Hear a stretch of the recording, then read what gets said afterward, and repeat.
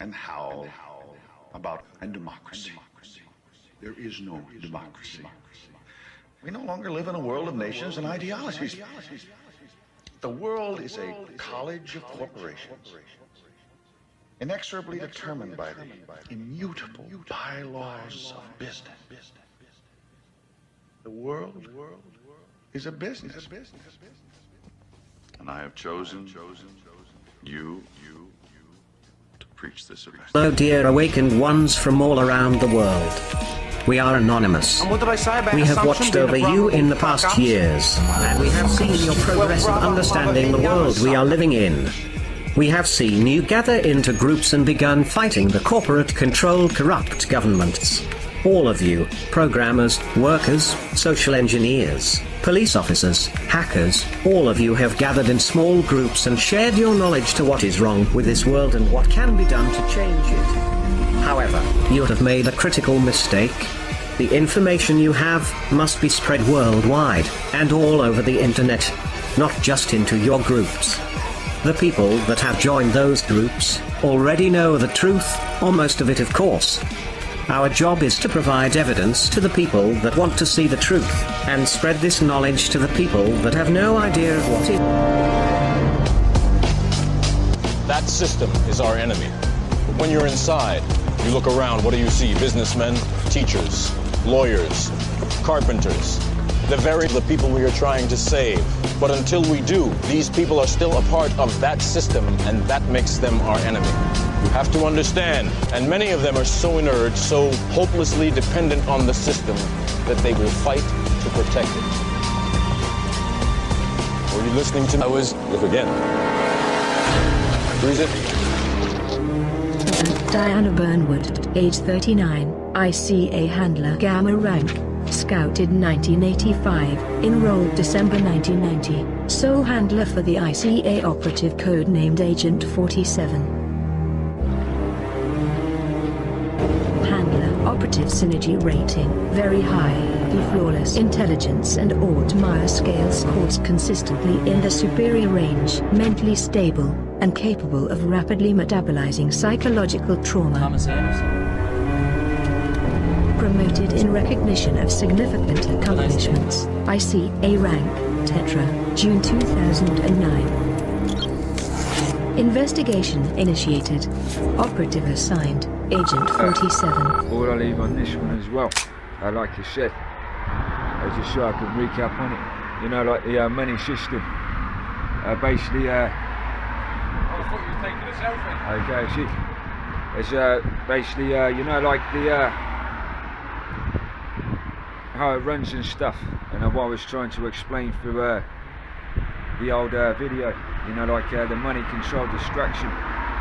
Basically what it is, you know, if you want to see how it works without conspiracy or whatever involved, you know, this is just actual facts. As I like to say, you know, like everybody, US side or whatever, UK side, you are slaves to a money system that you can't even, whatever, you know, you're just slaves. Basically runs like this. Is you know, briefly put, it's a debt system that you all run on, but it's no different to being scammed and stuff. You know, say no different to being scammed online. Except it's based on deception and stuff.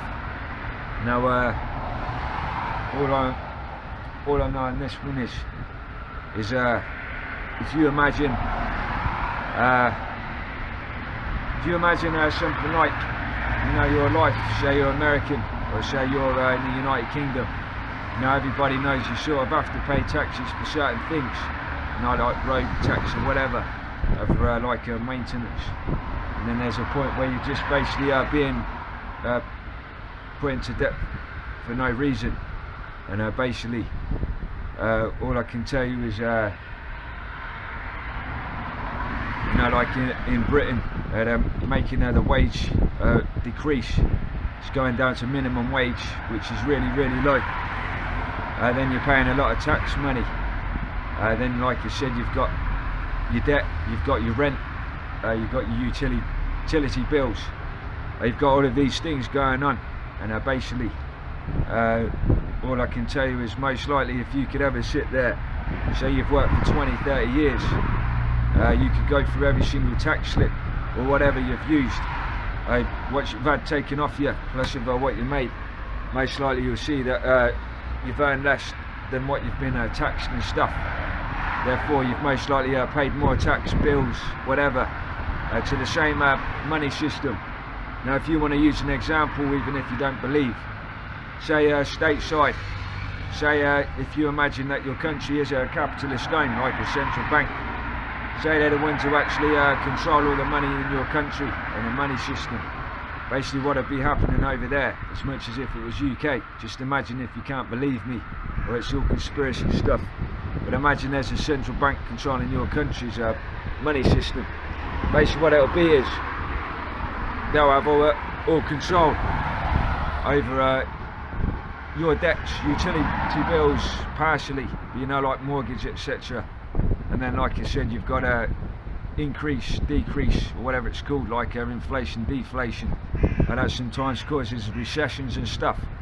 What David explains on there, you've got the taxing but system. with no accountability, themselves out at our expense. Many of the banks created are still the most powerful lobby on Capitol Hill, and they frankly own the place.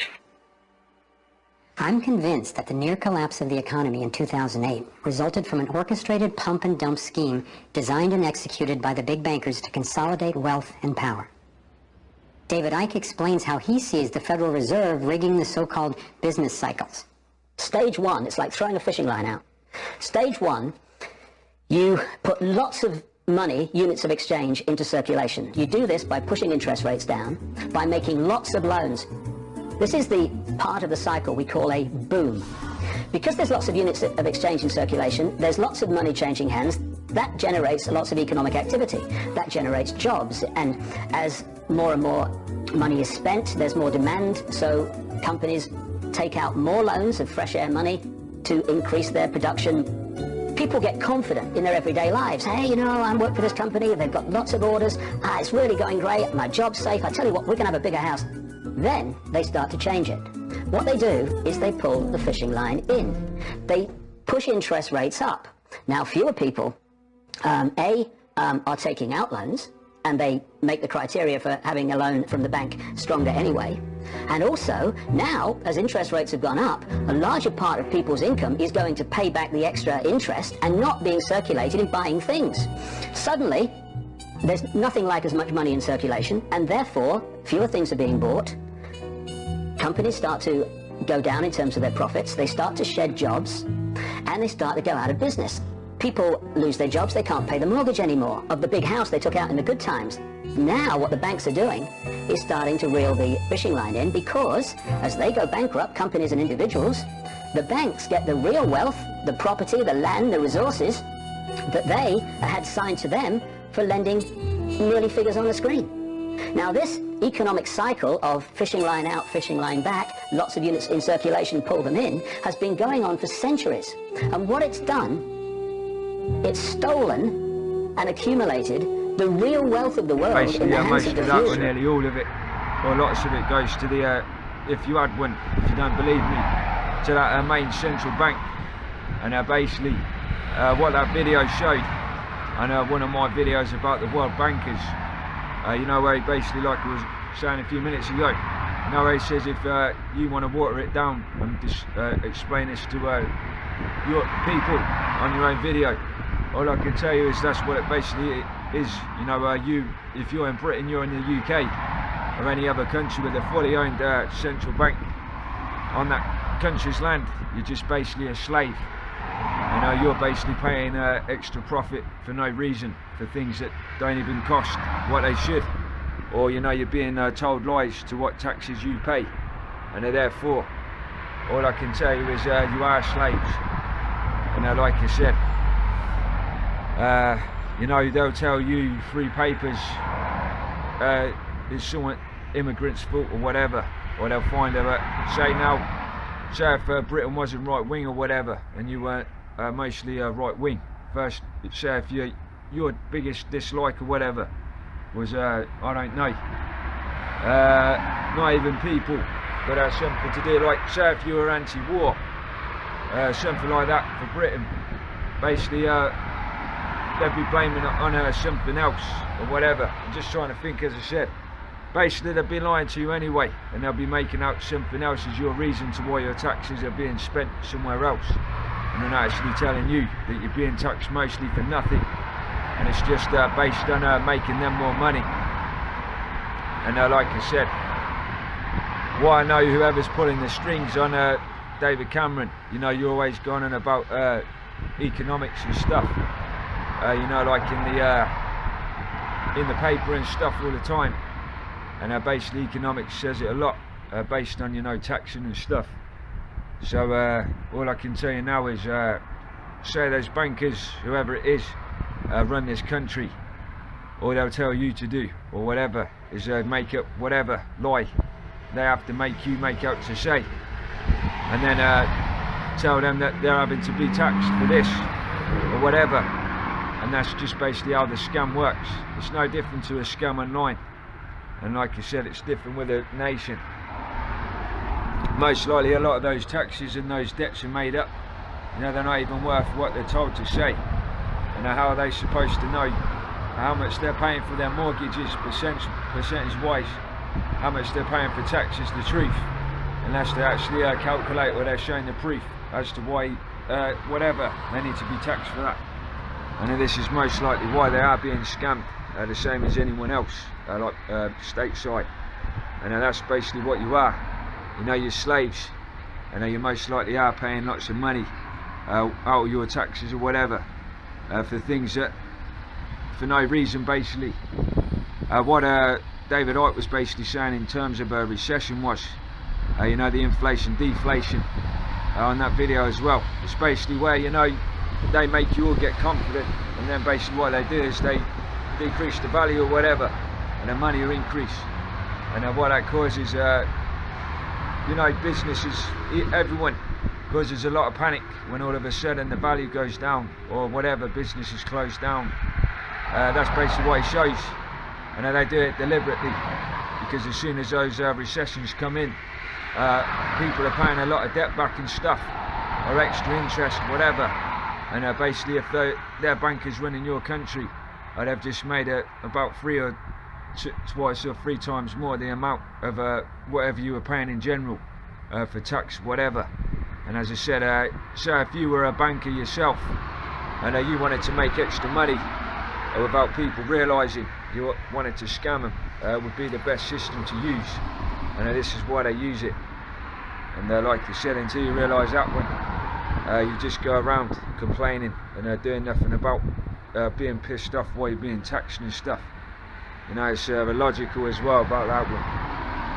It's like I do see a lot online, a lot of people always saying, oh, I'm pissed off about being taxed and stuff, but you never go online and you never make petitions about it or whatever, or do anything about it. But like I said, all I can tell you now, and you can do your own research, is go through that one, and you'll see most of the money you do pay, mortgage wise, whatever, tax wise, whatever it is, you're basically being scammed. And most likely at the end of your life, like you say, you'll slave away doing 9 to 5 and stuff, as you've most likely slaved away for no reason, and you've basically paid more than you worked for, you know, into the pockets of people making profit off you. And that's just how it goes. And like I said, I can't help people anymore and make them realise if they just sit there and be ignorant. And like I said, that's all I can tell you. You know, if you can imagine that,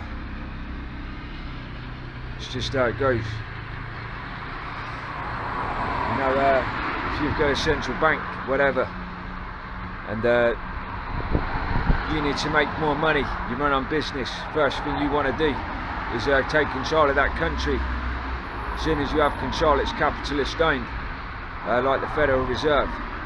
You know that you have full control of the money, what goes in and out of there. And even if you have companies and electric companies or whatever, they're still going to be paying you cuts towards that bank and what goes in and out of it, along with every citizen. Now the first thing you would do is you would basically make up whatever you wanted to make up. You know, every single thing every citizen of that country pays for, whether it's their mortgage for their house, their debt, the utility bills, whatever, it's going to go into your pocket as a central banker. And as I said, basically what that video with the American dude on it, it shows about the Federal Reserve is basically what it is. Now it's like the money you drive around, carry in your pocket is worthless, or worth less than you imagine. And every time you're paying whatever you pay, you're paying more debt. And it's a non-stop debt system towards that bank or central bank or whatever as the main one while you work, and you never catch up with it. And basically interest and debt is extra profit to them. So therefore while you're trying to catch up, they're just making money more off you, and you never catch up in the end. And that's how it works. That's why they call it a big money scam. And until you realise how it works, you never will. And that's all I know from it. And that's basically what it is, the money system itself. So added interest profits to those people who want to make it off you, and make you slave away, as you all say yourself here in Britain, for nothing. And as I said, some people will never realise, and you never will. And you just keep complaining about it online and stuff. Now I'm a hypocrite, I complain a lot about my life, but all I can tell you is you as a group can make a change if you realise that. But sometimes I really do give up. But at least I try. Inequality in our world today. The powers that be do not want you to know about this, as this system is what has kept them at the top of the financial food chain for the last 100 years. Learning this will change your life because it'll change the choices that you make. If enough people learn it, it'll change the world because it'll change the system. For this is the biggest hidden secret of money. Never in human history have so many been plundered by so few, and it's all accomplished through this, the biggest scam in the history of mankind. They say that money doesn't grow on trees, but the truth is that the modern banking system creates currency far faster than trees can grow. Most people don't have a clue how currency is created. Economists and bankers make it sound so complex that people think they can't understand it. But I'm going to strip our monetary system down to its essence so that you can see the scam behind the curtain and just how it affects you. Every modern society creates currency in pretty much the same way. But since the US dollar is the majority of the world's currency, I'm going to use the United States as our example. It all starts when some politician says, vote for me and I'll make sure the government provides you more free stuff than my opponent will. But there's no such thing as a free lunch. So to provide that supposedly free stuff, the politicians vote for the country to spend more than its income. This is called deficit spending. To pay for that deficit spending, the Treasury borrows currency by issuing a bond. So what's a bond? If you think about it, a bond is really nothing but a glorified IOU. It's a pretty piece of paper with numbers printed on it that says, loan me $1 trillion today, and I promise over a 10-year period I'm going to pay you back that $1 trillion plus interest. But what you need to understand is that Treasury bonds are our national debt. These glorified IOUs are to be paid back by you and I and our descendants through future taxation. Therefore, when the government issues a bond, it steals prosperity out of the future so that it can spend it today. The Treasury then holds a bond auction, and the world's largest banks show up and compete to buy part of our national debt and make a profit on it by earning interest. You'll notice that as we move through this process, the big banks are there, taking a cut every step of the way. This isn't by chance, as you'll see shortly. Then, through a shell game called open market operations, the banks get to sell some of those bonds to the Federal Reserve at a profit. To pay for the bonds, the Federal Reserve opens up its big old checkbook and writes bad, bogus, counterfeit checks that should bounce because they're drawn on an account that always has a zero balance, there isn't one penny in there. To quote from the Boston Federal Reserve, when you or I write a check, there must be sufficient funds in our account to cover that check. But when the Federal Reserve writes a check, there is no bank deposit on which that check is drawn. When the Federal Reserve writes a check, it is creating money. The Fed then hands those checks to the banks, and at this point, currency springs into existence. The banks then take that currency and buy more bonds at the next Treasury auction. But what is a check? A check is also an IOU. When you write a check, you're making a note that says, here's my IOU for cash. All you have to do is go to the bank and pick it up. Now, it's very, very important that you understand this process, because we're going to come back later and show you the devastating effect this has on you. The Treasury issues IOUs, bonds. The banks then buy those IOUs with currency. The Federal Reserve then writes IOUs, checks, and hands them to the banks in exchange for the Treasury's IOUs, the bonds. And currency is created. So what's really happening is the Federal Reserve and the Treasury are just swapping IOUs, using the banks as middlemen, and abracadabra, presto, currency magically springs into existence. This process repeats and repeats over and over again, enriching the banks and indebting the public by raising the national debt. The end result is that there's a buildup of bonds at the Federal Reserve and currency at the Treasury. This process is also where all paper currency comes from. The Federal Reserve and the government mistakenly call it base money because they didn't watch episode 1 of this series and they don't know the difference between money and currency. But I will correctly refer to it as base currency because it is not money. It is currency, and as we've learned, there is a big difference. Money has to be a store of value and maintain its purchasing power over long periods of time. We learned in episode 1 that earlier in our history, our paper currency was just a plain check. It was a representation for real money of intrinsic value, the gold and silver that was held on deposit at the Treasury. You could walk into any bank and slap your currency, like say a $20 bill, on the counter and redeem it for real money, a $20 gold piece. But now, this base currency that's piling up back here is really nothing but a receipt or a claim check on an IOU, that bond. So it's really nothing but a supply of numbers. The Treasury then deposits the newly created currency into the various branches of the government, and the politicians say, hey, thanks for that, and the government does some deficit spending on public works, social programs, and war. The government employees, contractors, and soldiers then deposit their pay in the banks. Now this may come as a shock to you, but when you deposit your currency with the bank, you're not actually depositing it into an account to be safely held in trust for you.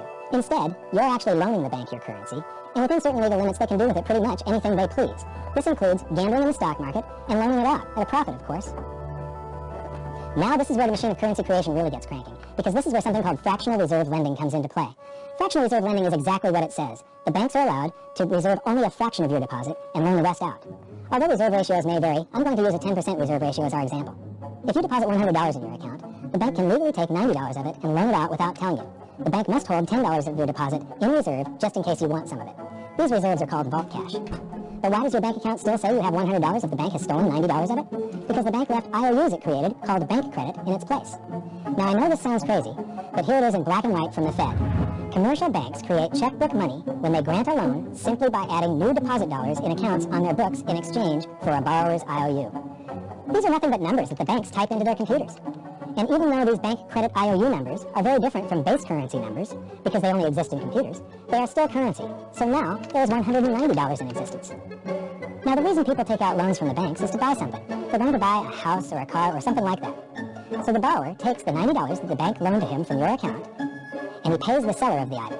But then the seller deposits that currency into his account, and his bank loans out 90% of that and leaves bank credit numbers in its place. So now there's $271 in existence. This process repeats and repeats until under a 10% reserve ratio, an initial deposit of just $100 can create up to $1,000 of bank credit, all backed by $100 of vault cash, just 10%. But as I said, reserve ratios vary wildly. On some deposits, it's 10%, on others, it's 3%, and on some forms of deposits, reserve requirements are 0. The result is that the expansion of the currency supply by the banks is far greater than even this example would lead you to believe. So once again, when currency is deposited in the banks get to lend it out, and then it gets redeposited and relent, redeposited and relent, redeposited and relent over and over again, creating bank credit all the way. This is where the vast majority of our currency supply comes from. In fact, 92 to 96% of all currency in existence is created, not by the government, but here in the banking system. Now, massive amounts of currency spewing into society may at first sound like a fun idea. That is, until you remember one of the most important hidden secrets of money from episode 1, that the prices of everyday goods and services act as a sponge on an expanding currency supply. The more currency we have, the more prices rise. This is where inflation comes from. The true definition of inflation is an expansion of the currency supply. Rising prices are merely a symptom. So our entire currency supply is nothing but a couple of bucks whipped up in this hocus-pocus scam where the Treasury and the Federal Reserve swap glorified IOUs, and a bunch of numbers that the banks just type into their computers. That's it. That's our entire currency supply. It's nothing but a supply of numbers. Some of them printed, most of them typed. And there is nothing else. But if you thought that was crazy, get ready to enter the twilight zone of modern economics. We work for some of that currency supply. True wealth is your time.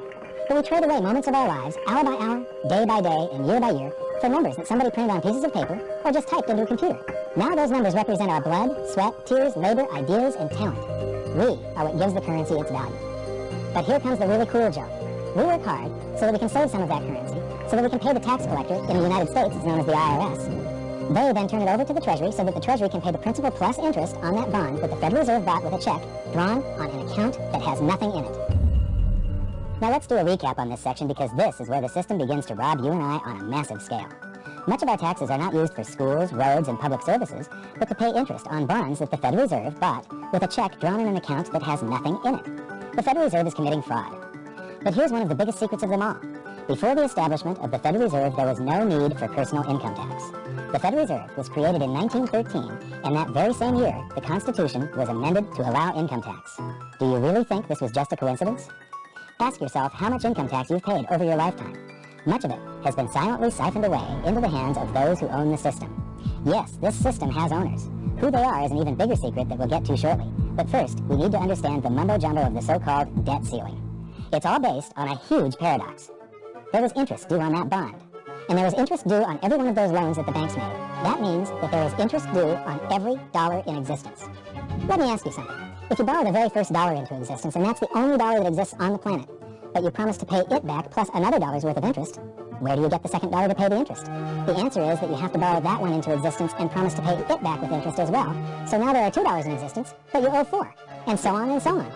The result is there's never enough currency to pay the debt. There is always more debt in the system than there is currency in existence to pay the debt. Therefore, the whole system is impossible. It is finite. It will come to an end one day. What would happen if the government stopped borrowing to do deficit spending? Are the payments on those treasury bonds going to stop? What would happen if the public stopped borrowing and going deeper into debt? Are your house and car payments going to stop? No. There is a payment due every month on the principal plus the interest on every dollar in existence, and those payments do not stop. If we stop borrowing, then no new currency is created to replace the currency that we used to make those payments. Whether you're making a payment on a loan or paying tax to make a payment on a bond, the portion of the payment that goes to pay off the principal extinguishes that portion of the debt. But the debt also extinguishes the currency. Currency and debt are like matter and antimatter. When they meet, they annihilate each other. If we just pay off the principal only on all the loans and bonds that exist, the entire currency supply just vanishes. So if we don't go deeper into debt every year, look what happens. The whole thing goes into a deflationary collapse under the weight of those payments. Politicians and pundits alike talk about balancing the budget, paying down the debt, and living within our means. They don't understand that that is deflationary. It is impossible to do under our current monetary system without collapsing the whole economy. This is why any talk of a debt ceiling is not only ridiculous, it's delusional. The system is designed to require ever-increasing levels of debt just to continue, and that's why politicians will always kick the can down the road and raise this so-called debt ceiling over and over again until the whole system finally collapses under its own weight. In other words, they don't want it to collapse on their watch. The founding fathers of the United States knew the dangers of central banking and fought to free themselves from this very thing. The Revolutionary War started out as a tax revolt, but now we must pay tax just to have a monetary system. Having just suffered through the hyperinflation of the continental dollar, which was printed into oblivion to finance the Revolutionary War, they understood the dangers of fiat currency and debt-based monetary systems. So to protect future generations from institutional theft and out-of-control government, they wrote into the Constitution that only gold and silver can be money for the simple fact that you can't print them. Our current system is not only unconstitutional, but it robs us of the liberty and prosperity our forefathers fought and died for. We are all feeling the effects of ignoring the Constitution right now. By forcing more currency into circulation, our purchasing power is diluted. Inflation is a slow and insidious stealth tax that is simply the result of this debt-based monetary system. This system empowers and benefits those who create the currency and receive it first, as they get to spend it into circulation before it has an effect on the economy. We're stealing purchasing power from you and transferring it to the banks and the government every hour of every day because of this false monetary system. And it's not like the people at the top don't know this. To quote the Federal Reserve, the decrease in purchasing power incurred by the holders of money due to inflation imparts gains to the issuers of money. This is a fraud. It is a pyramid scheme, it is a Ponzi scheme, it's a scam, and it's a lie. Our entire monetary system is nothing but a form of legalized theft. But here's the biggest con job of them all. The Federal Reserve is not federal. It has stockholders. There is no federal agency that has stockholders. What's a stockholder? A share of stock represents a percentage of ownership in a corporation. So the stockholders are the owners of that corporation. Therefore, the Federal Reserve is a private corporation with owners. And you can see it for yourself if you go to the Federal Reserve's website, and it will say, the stockholders receive an annual dividend of 6%. Now we know that the stock in the Federal Reserve was originally issued to the largest banks in the United States. But because of mergers and acquisitions through the years, you can't actually trace who owns the stock in the Federal Reserve. That's a very closely guarded secret. My guess would be that the owners are those primary dealers, the banks that get to make a profit by selling part of our national debt, those bonds, to the Federal Reserve, who buys them with a check from nothing. Then we pay tax to pay the principal and the interest on those bonds so that the Federal Reserve can pay the banks a 6% dividend. Don't be alarmed if you don't quite comprehend the deception of this system at first glance. Very few people do. It is purposely complex. The economist John Maynard Keynes once wrote, "By this means, government may secretly and unobserved confiscate the wealth of the people, and not one man in a million will detect the theft." I believe that presented correctly, anyone can understand this system, regardless of how complex it is. So let's do a recap and break it down even more. The way the system works is that, step 1, the government creates glorified IOUs. These bonds increase our national debt and put the public on the hook to pay it back. Step 2, IOUs are swapped to create currency. The Treasury sells the bonds to the banks. The banks then turn around and sell our national debt at a profit to the Federal Reserve, which they probably own. The Federal Reserve then opens its checkbook that doesn't have a penny in it and buys those IOUs with IOUs that it writes, checks, on a checking account that has a zero balance. Then they give those checks to the banks and currency just springs into existence. And then the whole process repeats. This results in a buildup of bonds at the Federal Reserve and currency at the Treasury, which is really just a supply of numbers. The Treasury then deposits the numbers in the various branches of the government, and we get to step 3. The government spends the numbers on promises, public works, social programs, and war. Then the government employees, contractors, and soldiers deposit their pay into the banks, and we get to step 4, where the banks multiply the numbers by magically inventing more IOUs through fractional reserve lending, where they steal a portion of everyone's deposit and lend it out. That currency gets redeposited, and then a portion is stolen again. And the process repeats over and over, magnifying the currency supply exponentially. Then we work for some of those numbers, which brings us to step 5, where our numbers are taxed. We pay tax to the IRS, who then turns our numbers over to the Treasury, so the Treasury can pay the principal plus the interest on bonds that were purchased by the Federal Reserve with a check from nothing. Then we get to step 6, the debt ceiling delusion. The system is designed to require ever-increasing levels of debt and will eventually collapse under its own weight because politicians always kick the can down the road. They don't want it to collapse on their watch. And finally, step 7, the secret owners take their cut. The world's largest banks own the Federal Reserve. Those banks make a profit selling our national debts to the Fed. They make a profit when the Fed pays them interest on the reserves held at the Fed, and the Fed pays them a 6% dividend on their ownership of the Fed. This system is fundamentally evil.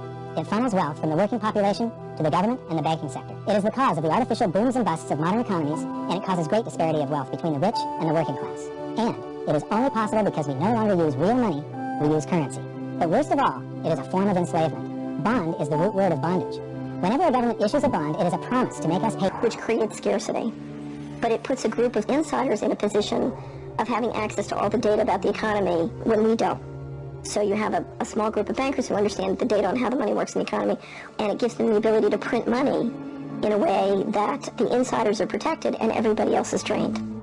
Catherine went on to compare a healthy economy to a vibrant torus, balanced, freely flowing, and energized throughout, in contrast to what's happening in our current economy. What you have is a system that's very dynamic, and it's trying to optimize. But intertwined in the core of it, you have a tapeworm. The way a tapeworm works in your body is it ejects a chemical into your body that makes you crave what's good for the tapeworm and bad for you. You have a parasite that's very much manipulating and engorging itself at the expense of the whole. We live in a tapeworm economy, where the financial elite are the tapeworm, and they're feeding on us. And they don't like it when people blow their cover. After Catherine began exposing government corruption at the highest levels, the FBI raided her company and seized its assets. She was dragged through the courts for 10 years before being found innocent. So we've got the Federal Reserve, a privately owned corporation with a monopoly on creating money. I like this one as well, for future dating and stuff. But basically,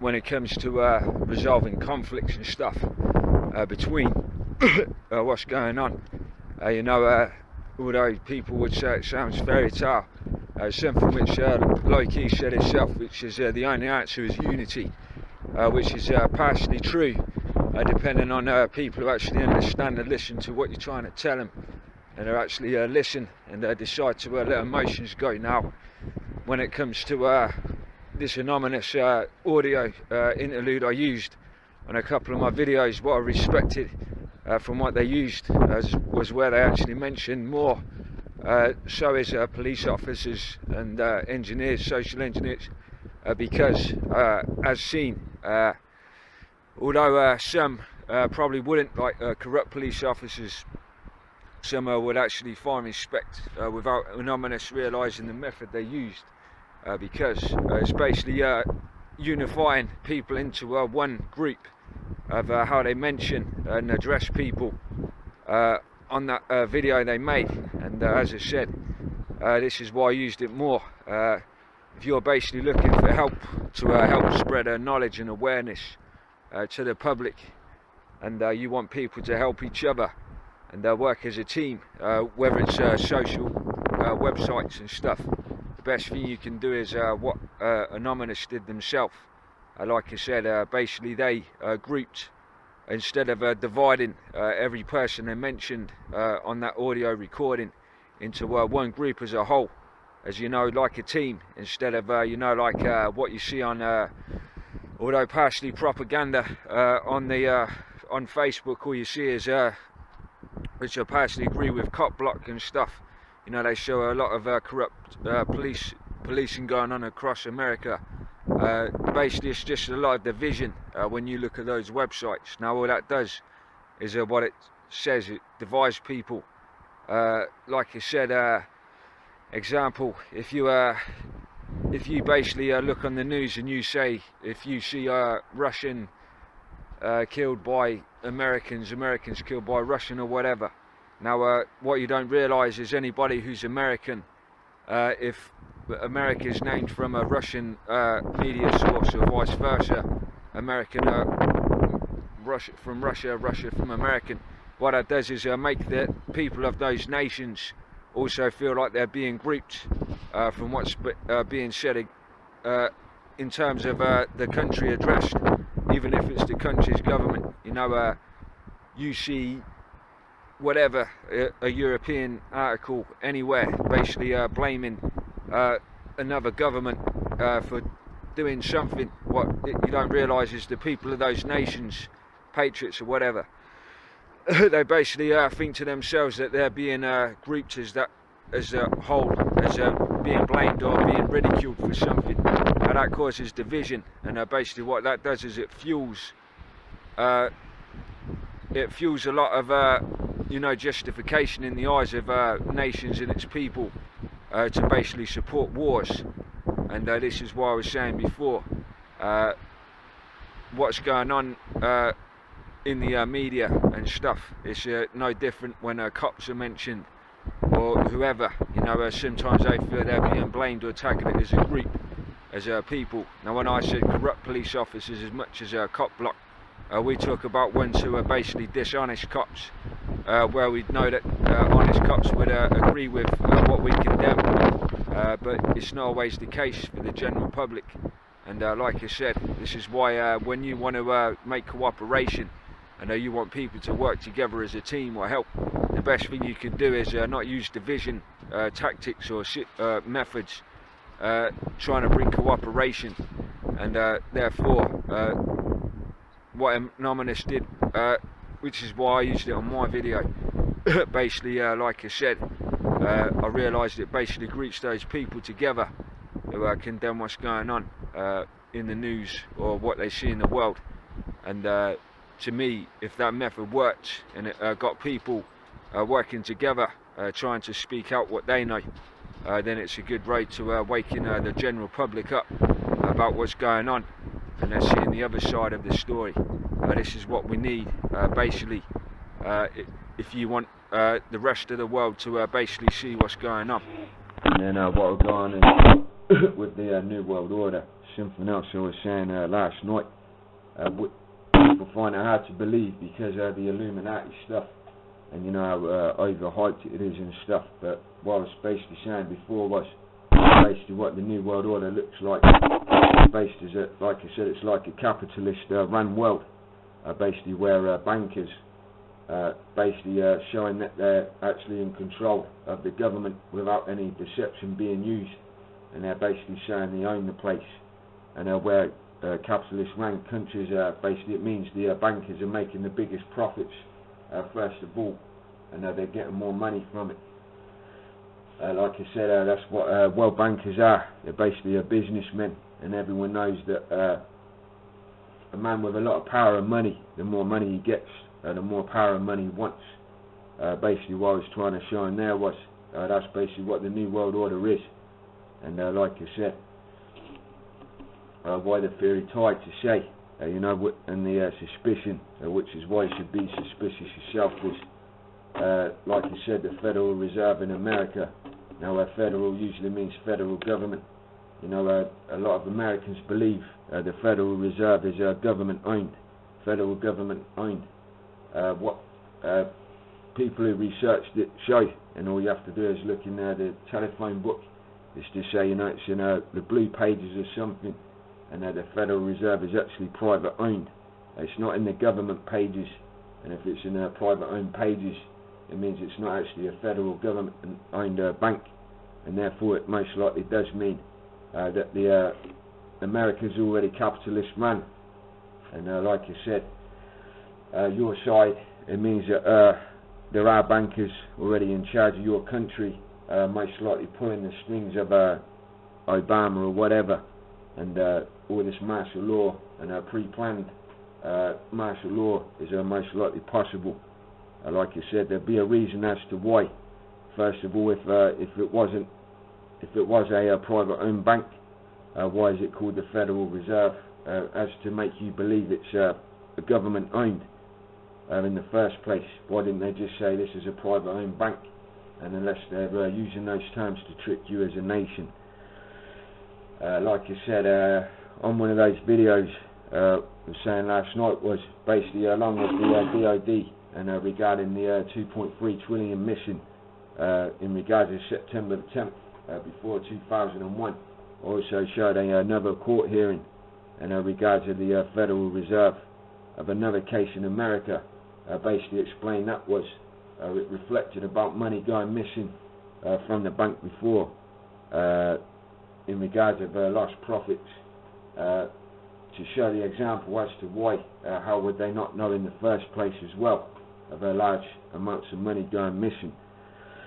Tied with the private owned bank is to say a lot, to say those people who most likely own those banks are the ones who are basically planning to shit on America and are using presidents or a president to portray to the American people as Obama now, as the person who's actually in charge, and which is why I'm trying to tell you that most likely he's just a front man to portray to you that he's in charge, but he's basically being told what to do. And all I can tell you now is if that's possible, those bankers are bad news, and what I'll go into onto there as well.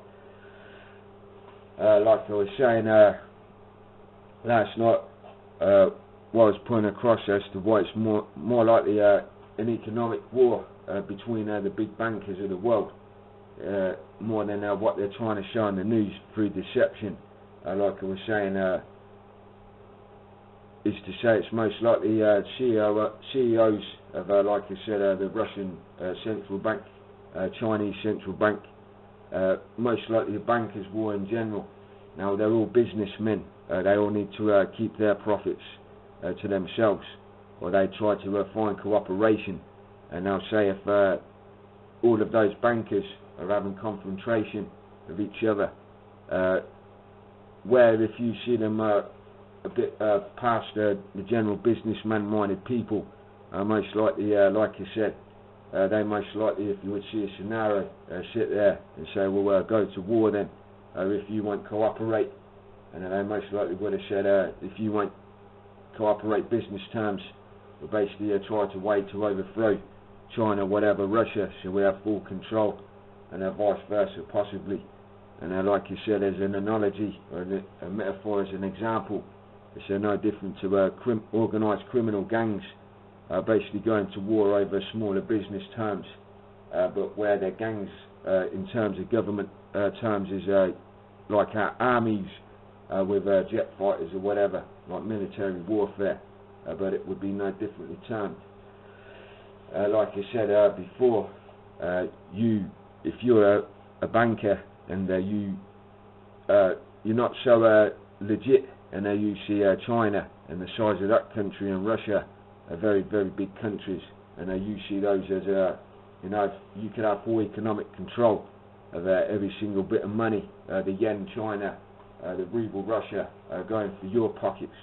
And like you said, surely you yourself would find a way of getting full control of those banks and their full economic system. And now if you're a banker, it's like I said, a bit more less than legit. To me, you would go to war and find a way of getting control. If those bankers, which would basically be like rival gang bosses or whatever in gang terms, weren't wanting to cooperate, or they were standing their ground.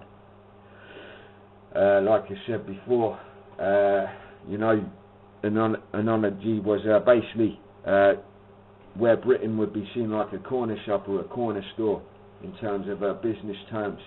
Russia, to scale, and China would look like something like supermarkets. If you wanted to make bigger businesses in terms of supermarkets, you got more customers, more money, more profit.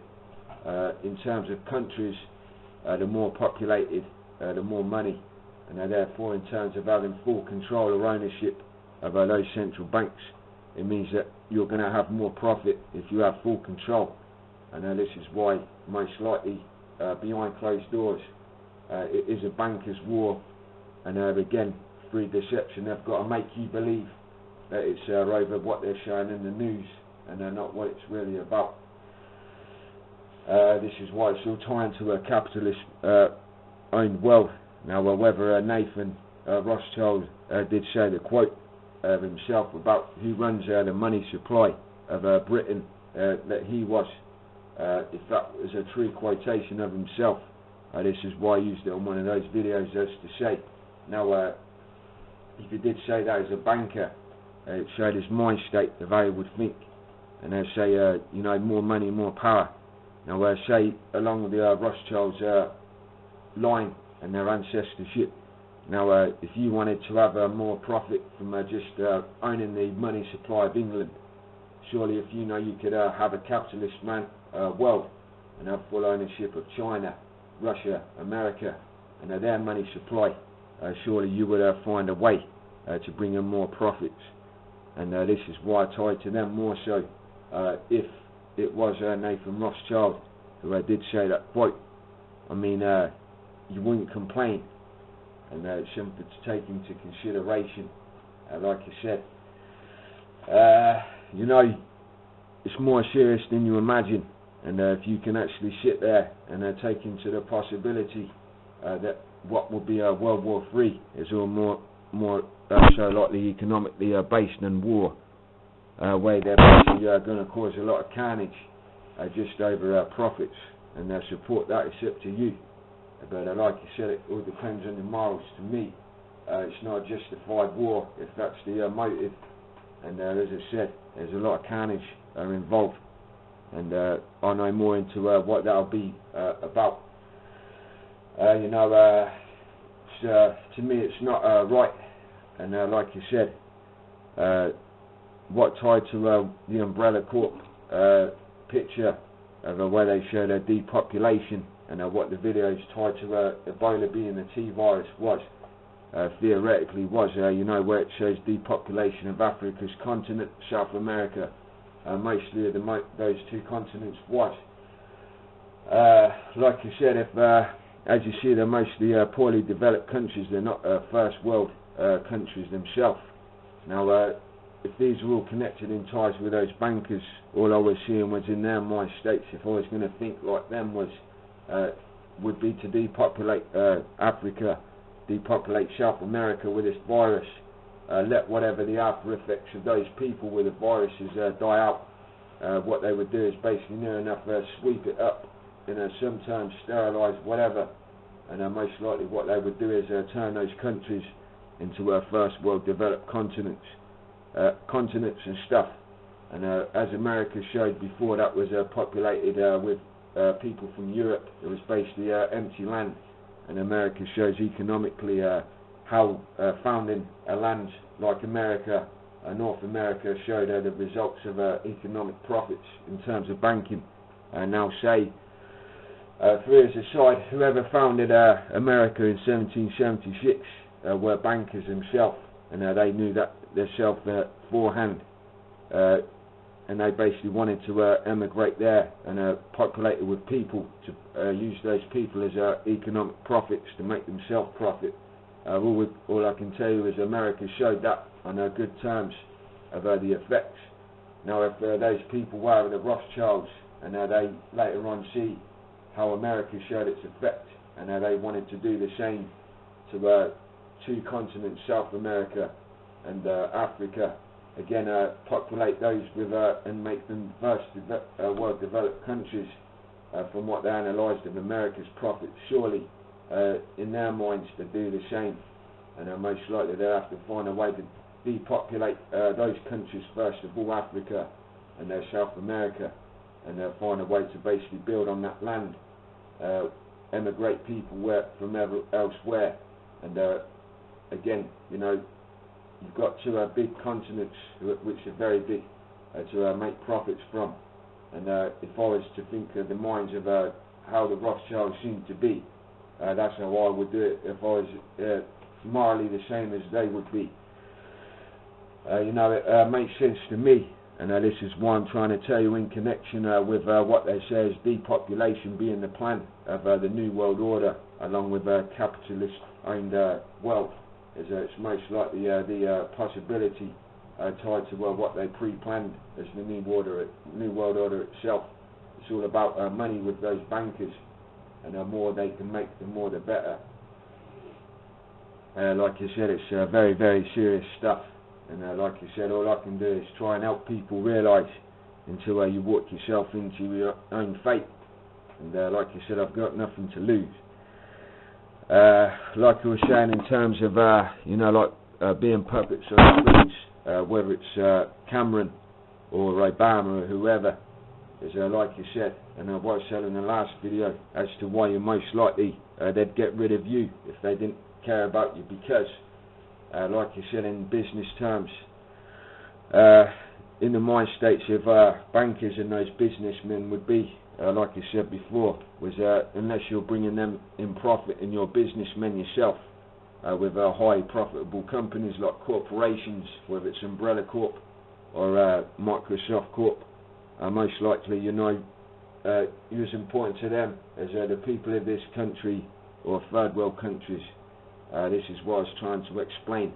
Basically, in the mind states of those men, whoever they'd associate with or wouldn't want to lose or shit on would be other men, whether it be bankers or men with lots of money, because in the minds of businessmen, anybody who can bring in profit in towards their pockets and more money is only important to them. If they're basically having to bribe people in general, just to say bribe or give out money to people to do work for them, you know, to them, they're no good in the first place. They're not putting money back into their pockets, they're just dishing it out, and it doesn't matter to them how much they lose. And this is what I was trying to say. To me, you know, you won't realise the way I see, although I can't know the depths of the evilness of their minds, that they are bad news, and most likely, like you said, if they really care about people who can bring in their money, whereas if they didn't, they'd shit on them or get rid of them. You can see what bad news they are, and I'm just trying to tell you, that's probably how they see you, if they are the ones pulling the strings. And until you see that one, basically, like I said before, say there were corrupt police officers or authorities who are being bribed as well. This is what I was saying before, that if they wanted to shit on you, or they found you a liability, they basically click their finger and shit on you and have you gone as much as anyone else. And like you said, I don't like the thought of the world ending up what they say is the New World Order, and what seems to be planned, as much as anyone who morally agrees or disagrees without it seen. And like you said, all I'm trying to do is help people, and it's up to you. If the world ends up being shat on and this New World Order comes in or whatever, and everyone's shat on, at least I try to help you. But I'm just trying to put it out there. You know, it's very, very serious stuff, and this is why I refer back to David Icke's recording. Now, he said they're not like us, people in general, so don't judge them from what they would do, from what you would do. And if their mind states, as I believe, never expect them to even have any kind of empathy or remorse on anyone. And like I said, just like me, if they're watching, if my house is rigged up or whatever with cameras, they're most likely watching, they'd get rid of you as much as they'd get rid of me, or they will in the end. And this is what I'm trying to put out there. And like I said, people want these people investigated or whatever, or taken out their power of their motives ever to do that. And then you have the technology, and you have the people with the skills to do that. And as I said, if you don't want to be told what to do, or be a puppet on the strings of people, it basically make you feel a threat or worried about what move you make. You have the opportunity to change it, and for your own sake and everyone else's. And that's all I can do is advise. And like I said, I'll keep taking the punishment for it if I get shut on or whatever. Like I said, so cheers.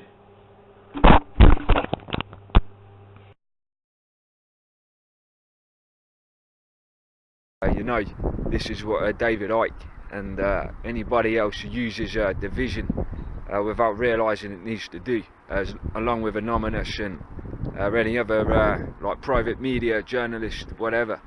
Like I said, which I was saying to a friend a minute ago on Facebook, is when he's posting these cartoon memes, which although humorous, and they're basically in regards to war, whether it's if the political meme is even humorous, what he doesn't realise on his side of what he's talking about, it's funny for him and those people, but the opposition, they find it offensive. It's no difference to us what I see on from you know, right and left wing group, when they're basically posting things what are humorous. They're humorous to the one side, but to the opposite they find offence and it pisses them off. That just fuels the opposition, and all it does is sparks more anger, and it never brings unification or understanding from both sides. If you want to make cooperation, you want to stop racism, you want to stop whatever, or you want to stop wars, or you want to actually people to listen, you're never going to help or get the opposition to cooperate, unify, listen and respect your side if you're basically posting things that spark anger from that side. You know, with me, I'm just the type of person who doesn't give up trying to do what I do. I fight and stuff, and like I said, I always find methods to basically try and make other people understand. Sometimes, like I said, and this is what I also said a few minutes ago to my friend, is sometimes you just got to keep on doing what you do, and just use the method I use. Keep being respectful, keep trying to bring unification, understanding, or listening from the other side. Those who basically don't listen to your side, and just continuously the ones who never end up sitting there and listening, just blank them out of the situation, and the ones who do listen, just keep using the method.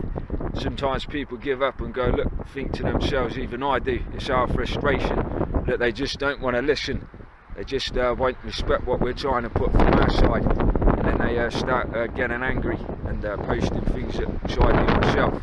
Now all I can tell you now is, and this is no different to wars regarding more though leaders of countries who are grown men who are more, should have cooperate easier, but like I said, the only way you ever resolve conflicts as a whole, whatever you are, you know, as left wing, right wing, whatever, pro-war, anti-war, is just to continuously stick to that method, and try to use methods to make people hear what you're trying to tell them, stick to reports, and be thorough at what you know, and help them understand your side, instead of making them feel like you're attacking them, whether subtle humour or whatever, passive disrespectful person. Like I said, it's just pointless when you're, like I said, and that's not fairy tale even though it'll be portrayed as, that's just actual factual. You know, like I said before, using another analogy would be like the police trying to resolve a situation with a hostage taker, you know, trying to make them basically not hurt anyone and put their arms down, and if they basically provoke them into doing it and causing harm, you know, that would be pointless on their side, because things would go wrong. Therefore, no different to you as political activist or journalist or whatever, the only way you're going to resolve and try and cooperate with the opposition, or you're trying to resolve and stop what you condemn them doing, is basically try to show as grown-ups, grown men, grown women, whatever, you know, a respectful side. And like I said, the reason why I'm talking loud and stuff is because I'm feeling sensing these sexual vibes, and they kind of make me a bit more louder voiced, whatever, because they're disturbing. But like I said, you know, it's the only method. Otherwise, you're just posting these things to basically piss off people you see as the opposition, to make them more angry. What you don't realise is it causes more problems the more angry you make other people. Like I said, it's just a logical method, and if you really want to resolve things, you're a journalist, stick to the reports, stick to what you know, like it's info to the readers, opinion based and summary of what you've basically analysed and conclusion, not emotional opinion. Just stick to the facts, and if you're trying to resolve conflicts, whatever, with the opposition, always stick to being a gentleman or a lady or whatever, and address it how it is, and find a method to make them understand your side, and show that in a respectful term. If you give respect, you get respect back.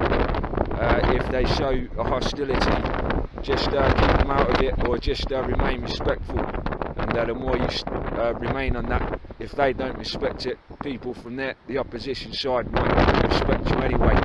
And like I said,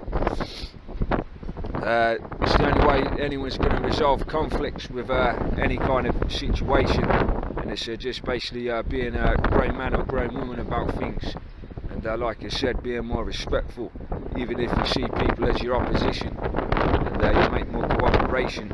So as I said, a decent method is an example, that anonymous video which I found, where they basically grouped, like I said, social engineers, police officers, activists, etc. as one group, and psychologically that would term all those people to feel like they're in the same team.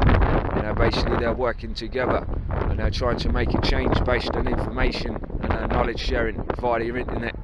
And like I said, it's a very good term to use.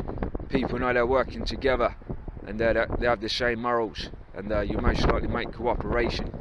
So that's what my suggestion would be. If you really do want to resolve things, awaken people who are still too biased towards the mainstream media, and won't listen to our side. Cheers. Federal Reserve, right? Okay. That's correct. Have you done any investigations concerning the Federal Reserve's role in deciding not to save Lehman Brothers, which led to shockwaves that went through the entire financial system? In that particular area, I don't generally comment on specific investigations, but we do not currently have an investigation in that particular area. All right. What about the $1 trillion plus in expansion of the Federal Reserve's balance sheet since last September? Have you conducted any investigations regarding that? Right now we have a, we call it a review, and so if the term investigation may have different connotations. So we're actually conducting a fairly high-level review of the various lending facilities collectively, which would include, the TALF, a variety of the different programs that are in process. So we're looking at them at a fairly high level to identify risk. Well, I understand that, but we're talking about events that started unfolding 8 months ago. Have you reached any conclusions about the Fed expanding its balance sheet by over $1 trillion since last September? We have not yet reached any conclusions. Do you know who received that money? We're in the process right now of doing our review, and Right, but you're the Inspector General. My question to you specifically is, do you know who received that $1 trillion plus that the Fed extended and put on its balance sheet since last September? Do you know the identity of the recipients? I do not know. We have not looked at that specific area at this particular point on those reviews.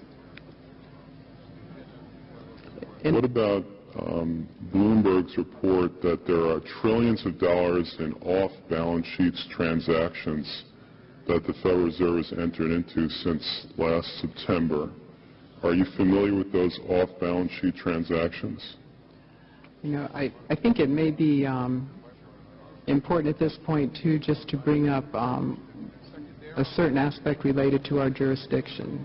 And just to clarify perhaps some of my earlier comments, we are the Inspector General for the Board of Governors, and we have direct oversight over board programs and operations, and are also able to look at board-delegated functions to the reserve banks, as well as the board's oversight and supervision of the reserve banks. We do not have jurisdiction to directly go out and audit reserve bank activities specifically. Nevertheless, in our lending facilities project, for example, we are looking at the board's oversight over the program, and to the extent that extends out to the Federal Reserve Bank of New York. Well, I have a copy of the Inspector General Act here in front of me, and it says, among other things, that it's your responsibility to conduct and supervise audits and investigations relating to the programs and operations of your agency. That's correct. So I'm asking you if your agency has, in fact, according to Bloomberg, extended $9 trillion in credit, which, by the way, works out to $30,000 for every single man, woman, and child in this country. I'd like to know, if you're not responsible for investigating that, who is? We have responsibility for the Federal Reserve's programs and operations audits, to conduct audits and investigations in that area. In terms of who's responsible for investigating, would you mind repeating the question one more time? What have you done to investigate the off-balance sheet transactions conducted by the Federal Reserve, which, according to Bloomberg, now total $9 trillion in the last 8 months? I'll have to look specifically at that Bloomberg article. I'm not, I don't know if I have actually seen that particular one. That's not the point. The question is, have you done any investigation or auditing of off-balance sheet transactions conducted by the Federal Reserve? At this point, we're conducting our lending facility project at a fairly high level and have not gotten to a specific... Bloomberg is owned by the Rothschilds themselves. As to say, they either invest in that Federal Reserve as one of those bankers, the world bankers, or they do own it as they were known to in regards to the assassination of Kennedy and Abraham Lincoln, and a story that dates back to their bloodline, the Rothschilds. Like I said, that was what ties more obviousness in regards to the connections to them. Like I'll put it on there again, and what it shows is the lady she's being asked in regards, and Bloomberg is mentioned, and it's in regards of money missing from the Federal Reserve. And Bloomberg, which you'll find out is owned by the Rothschilds himself, which shows they have connections to the Federal Reserve in America, ties to you know, their money themselves, their investments, or what would be going through that Federal Reserve. So you know that points out that they do have possible connections to this 9/11 false flag up with the right suspicion. Like I said, the money they've got, 500 trillion or something, is insane. And like I said, it seems a couple of times money's gone missing from the Pentagon, the 2.3 trillion, which wasn't known where it had been spent. And like I said, this video, it shows the hearing in America regarding some more, quite a big amount of money being missing, where Bloomberg is mentioned, Bloomberg Rothschild Federal Reserve.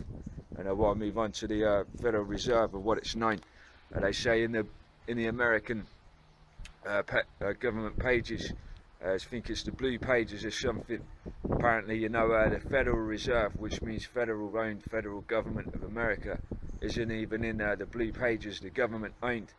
It's in another grey pages or something, which is basically means... That's what the politicians handed to them as a gift, you might say, for the partnership. Now, in return, what did the bankers do for the politicians? They promised to create money out of nothing, now that they've got this legal power to do it, anytime the government needs it. And since 2008, we've witnessed the greatest fake money printing run in recorded history. This financial sleight of hand disguises the costs, hides who's to blame, and leaves us as debt slaves working to pay off the bill. I found it revealing that in the same year the Federal Reserve was founded, 1913, the Internal Revenue Service was also established. An income tax was then instigated so you and I would have to pay the politicians' debt plus interest to the bankers. The problem is we have a privately owned central bank system in the United States disguised as a government-owned system. Now, if you look in the telephone book here in the Washington, D.C. area, you look up for Federal Reserve in the blue government pages, it's not there.